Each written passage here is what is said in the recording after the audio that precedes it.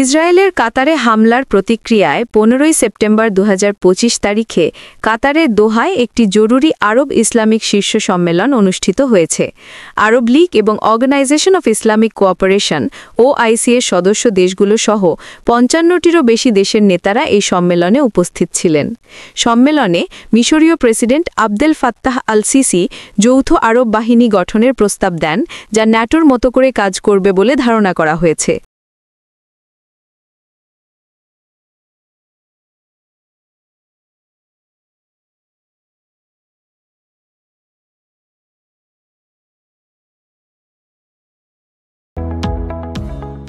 এই প্রস্তাবিত বাহিনীর লক্ষ্য হবে আরব বিশ্বে স্থিতিশীলতা নিশ্চিত করা, সন্ত্রাসী হামলার মোকাবিলা করা এবং কোনো সদস্য দেশের নিরাপত্তা হুমকির মুখে পড়লে সামরিক সহায়তা প্রদান করা।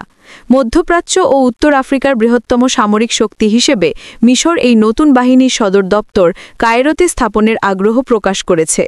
এই বাহিনীতে বিমান, নৌ এবং স্থলবাহিনী থাকবে এবং প্রতিটি অংশগ্রহণকারী দেশের অবদান তাদের সশস্ত্র বাহিনীর সক্ষমতা ও আকারের উপর নির্ভর করবে। বিশ্লেষকরা এই উদ্যোগকে আরব ন্যাটো বলে অভিহিত করছেন। 2015 সালেও মিশর, ইয়েমেন, লিবিয়া এবং সিরিয়ার মতো দেশগুলিতে চরমপন্থী গোষ্ঠীগুলির বিরুদ্ধে লড়াই করার জন্য একই ধরনের যৌথ আরব বাহিনী গঠনের আহ্বান জানিয়েছিল। তবে আরব লীগের বেশ কয়েকটি সদস্য দেশের আগ্রহের অভাবে সেই প্রচেষ্টা সফল হয়নি। সম্মেলনের যৌথ বিবৃতিতে আন্তর্জাতিক সম্প্রদায়ের প্রতি ইসরায়েলের উপর আইনি, অর্থনৈতিক এবং কূটনৈতিক চাপ বাড়ানোর আহ্বান জানানো হয়েছে এবং জাতিসংঘে ইসরায়েলের সদস্যপদ স্থগিত করার জন্য চাপ সৃষ্টি করা হয়েছে।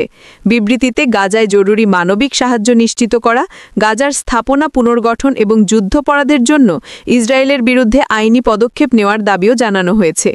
এছাড়াও মধ্যপ্রাচ্যের 6টি দেশের আঞ্চলিক সহযোগিতা জোট গালফ সিকিউরিটি কাউন্সিল বা GCC নিজস্ব একটি যৌথ বিবৃতি দিয়েছে।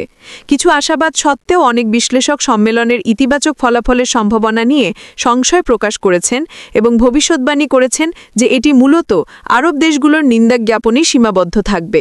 কাতারে ইসরায়েলের কথিত হামলার পর কাতারের প্রধানমন্ত্রীর ওয়াশিংটন সফর নিয়েও সমালোচনা চলছে।